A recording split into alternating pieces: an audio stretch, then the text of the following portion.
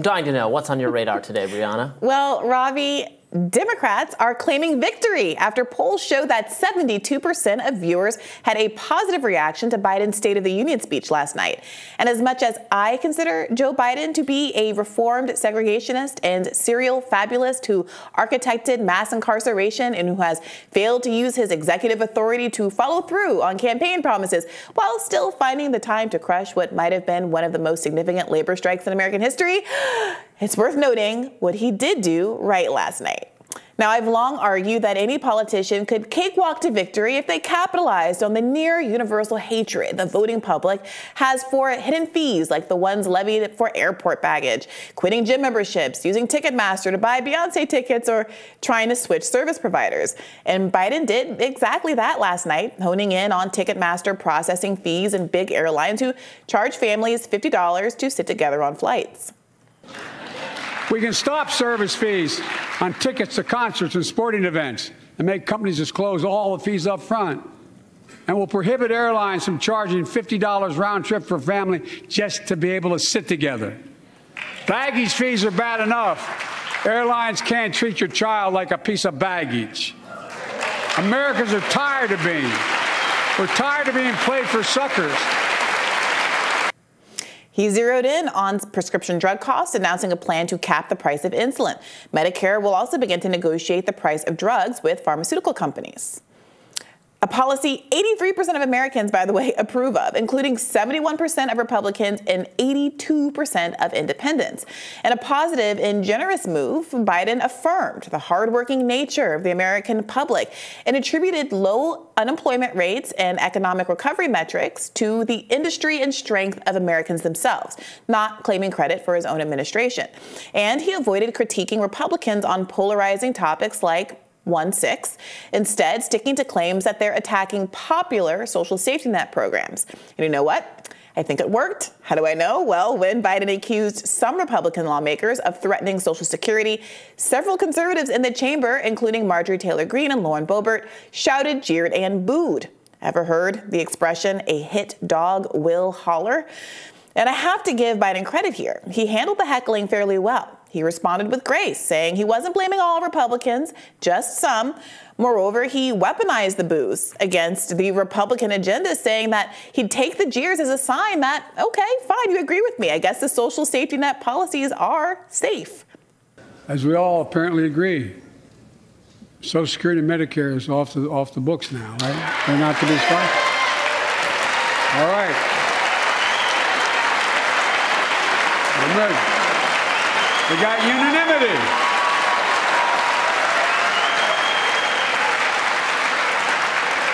Social Security and Medicare are a lifeline for millions of seniors. Americans have to pay into them from the very first paycheck they started. So tonight, let's all agree, and we apparently are, let's stand up for seniors.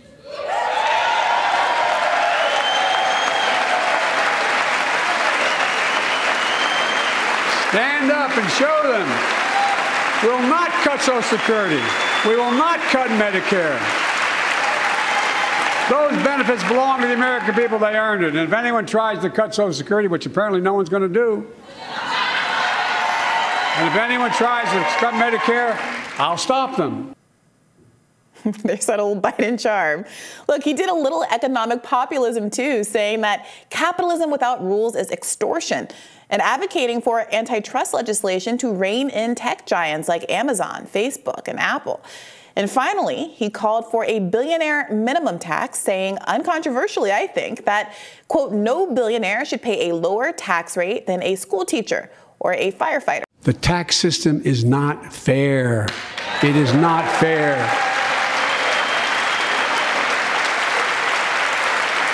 Look, the idea that in 2020, 55 of the largest corporations in America, the Fortune 500, made $40 billion in profits and paid zero in federal taxes? Zero? Folks, it's simply not fair. We have to reward work, not just wealth. Pass my proposal for the billionaire minimum tax. You know, there's 1,000 billionaires in America. It's up from about 600 in the beginning of the term. But no billionaire should be paying a lower tax rate than a school teacher or firefighter. I mean it. Think about it. But here's the problem. Remember that thing I said up top about Biden being a serial fabulist? In other words, a lying Biden? It's difficult to take this as anything other than misdirection when you compare this speech to Biden's record, not just over the decades he's been in Congress, but his record from just this last year or two, when Democrats had control of both houses of Congress and ostensibly had the power to, enact some of these lovely policies Biden suddenly can't get enough of. Take the tax plan. Last year, Biden couldn't get Joe Manchin to agree to it. And in 2021, the alleged fiscal conservative said of a billionaire tax, "I don't like it. I don't like the connotation that we're targeting different people. There's people that contribute to society, that create a lot of jobs and invest a lot of money and give a lot to philanthropic pursuits," like SBF, I guess. No comment on what Manchin planned to do in the alternative to make billionaires like Jeff Bezos, Elon Musk, and Michael Bloomberg, who in recent years paid literally no taxes, pay at least as much as their secretaries do. In his speech, Biden made reference to renewing the popular child tax credit that expired last April. Expired because Joe Manchin was concerned that parents of those poor children would use the money to buy drugs. There's little reason to believe that happened, but what we do know is that the credit halved child poverty. Oh well, sorry kids, you live in a country that will protect you from drag queens, but not food insecurity or homelessness. By the way, 1 in 30 children in America, the richest country in the history of the world, experience homelessness annually. 1 in 30. Again and again, when you go down Biden's list, you see policies that had a better chance of passing last year when Democrats had the votes, but which were sabotaged by corporate Democrats, perhaps with the endorsement of the party leadership, with surprisingly little fanfare, or which were never tried in the first place. While Biden was quick to use his executive authority to crush a railroad workers' strike, he hesitated to use it to cancel student debt, means testing the program and delaying its implementation so that conservative opposition could hang the whole thing up in the courts. Of course, that didn't stop Biden from using student debt as an applause line last night. And the crown jewel of all of last night's hypocrisy was Biden positioning himself as chief defender of Social Security and Medicare. Now, I'm old enough to remember how in 2020, Bernie, who assiduously refuses to put out negative ads, finally felt compelled to call Biden to the mat over lies he told about his record on Social Security. Remember this? The idea that Bernie implies the way he says things, speaking of negative ads, my Lord, Bernie, you're running ads saying I'm opposed to Social Security that PolitiFact says is a flat lie, and that the Washington Post said is a flat lie. Time and time again, talking about the necessity, with pride, about cutting Social Security, cutting Medicare, cutting veterans programs. No. You never said that. No. Time after time, you were not a fan of Bo Simpson? I was not a fan of Bo. You were not a fan of the balanced budget amendment, which called for cuts in Social Security? Come on, Joe, you won't. Look, here's the deal. You're an honest guy. Why don't you just tell the truth here? We all make mistakes. Of course, Bernie had the receipts. When I argued that we should freeze federal spending, I meant Social Security as well. I meant Medicare and Medicaid. I meant veterans benefits. I meant every single solitary thing in the government. And I not only tried it once, I tried it twice, I tried it a third time, and I tried it a fourth time. Well, we've got some bad news for them. We are not going to cut Social Security. We're going to expand benefits. I'm Bernie Sanders, and I approve this message. Oops. But receipts didn't stop Biden from lying. Apparently, nothing does. And this isn't just about Biden's past record. He's still threatening the very social safety programs he claims to be the savior of today. Now, to be clear, that's not to say that Republicans are offering any improvement on the mean. As quickly as conservatives objected to Biden's call out over Social Security, liberals started pulling receipts verifying Biden's claim that at least some conservative lawmakers have, in fact, explicitly called to cut Social Security. Here's Senator Mike Lee on one side of the screen gasping incredulously after Biden accused some Republicans of wanting to cut Social Security, and on the other, Mike Lee saying he wants to get rid of it, pull it up by the roots. It will be my objective to phase out Social Security, Nice. to pull it up by the roots and get rid of it. Here, here, buddy.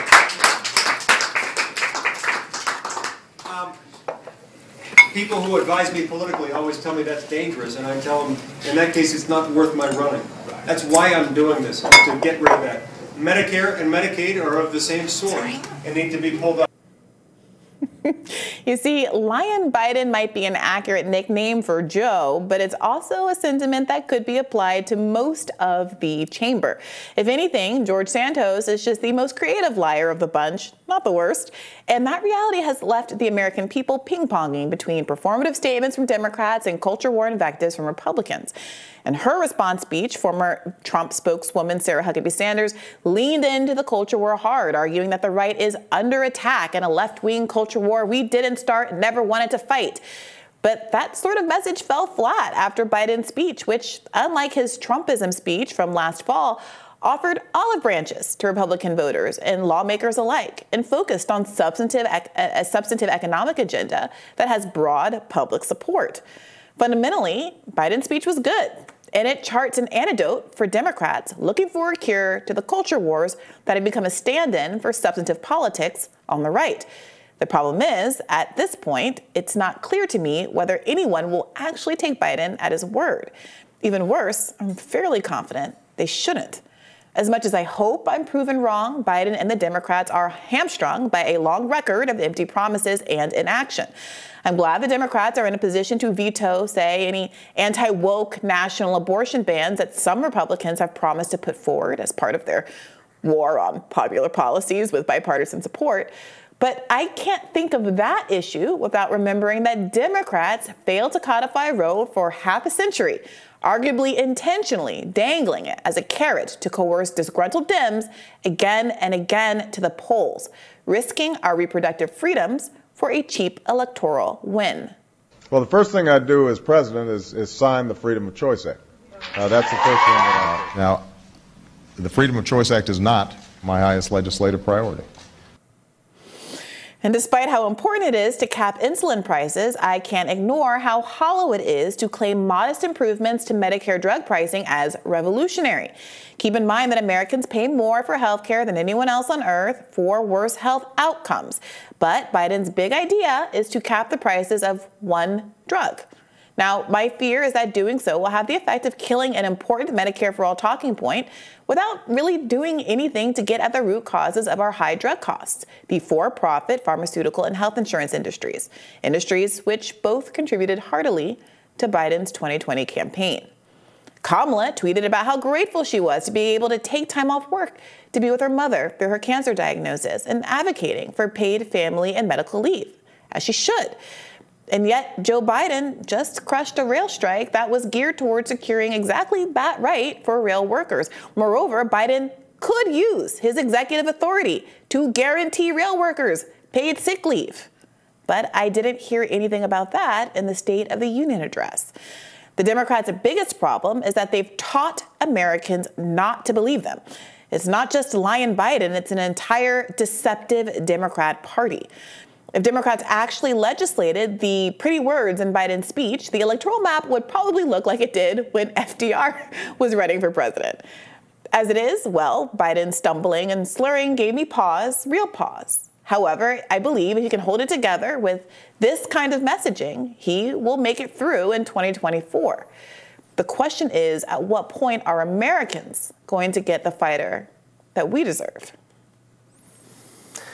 Yeah, I mean, I think politically, I agree with you. I don't, unlike you, I don't like a lot of the policy suggestions that Biden was proposing there, but whether I like them or not is different, or whether I think they're good policy is different. I've always said this is different from what's popular. I think Biden has a better sense of what politics are popular than a lot of people in either the rest of the Democratic Party or the Republican Party. And you saw a little bit of that difference there, as I noticed Republicans or conservatives reacting on social media and saying to themselves, wait a minute, Biden sounds a little bit MAGA here. He's stealing Trump's good ideas.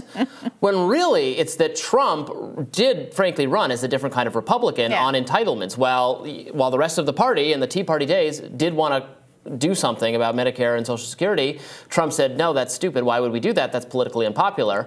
And he has forced the party to really cave on that. So I mean, they've changed their, they don't want to do it because they know it's politically I mean, the unfortunate, wise, and Biden called them out for it. The unfortunate thing is that, of course, when Trump got into office, he did attack those social programs, just like when Biden was in Congress for the last 30 years or whatever, he did attack those programs.